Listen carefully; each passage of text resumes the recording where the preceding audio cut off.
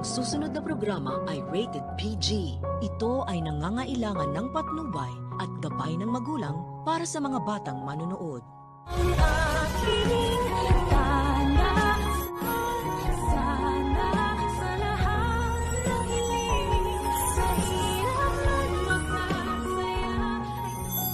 Tinawagan ni Moira si Balahadja para tanungin kung kamusta na daw ang pinagawa niya sa mga bago nilang recruit. Sagot naman ng kumag na pulis na nagawa na daw nila ng maayos ang pinag-utos niya. At sigurado rin daw siya na hindi paghihinalaan si Moira sa ginawa nila kay Lynette at Harry.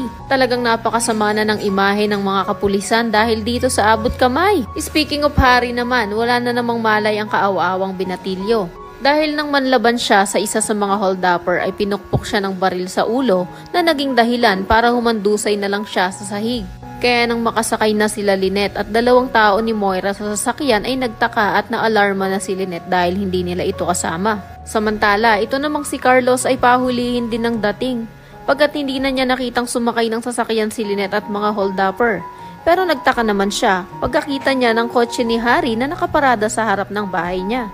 Ano na lang kaya ang magiging reaksyon ni Carlos sakaling malaman niya ang nangyari kay Lynette at Harry? At ano din kaya ang balak nitong gawin kay Moira kapag nalaman niya na ang bruha ang may pakana ng lahat ng ito?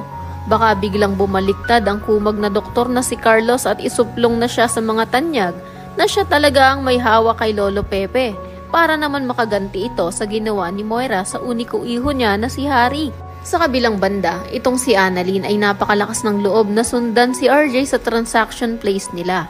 Pero hindi naman siya hinayaang mag-isa ni na Regan at Doc Lyndon na tumawag din ng backup at yun nga ay walang iba kung hindi ang mga former marites ng Apex na sina Nurse Karen at Ivan.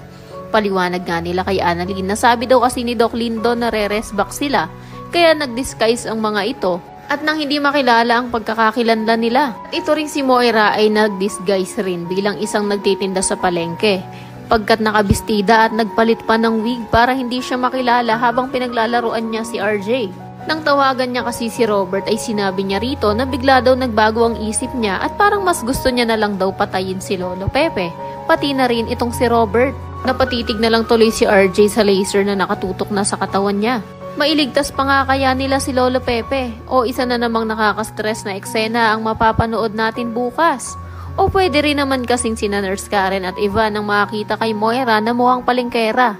Kaya mapapatunayan pa rin ni Annalyn na tama ang lahat ng hinala niya na pakululang ni Moira ang lahat. Yan ang mga dapat nyo pang abangan. Kaya naman kung isa ka rin sa mga nagnanais na lumitaw naman itong si Kinito na assistant ni Lolo Pepe dahil ngayon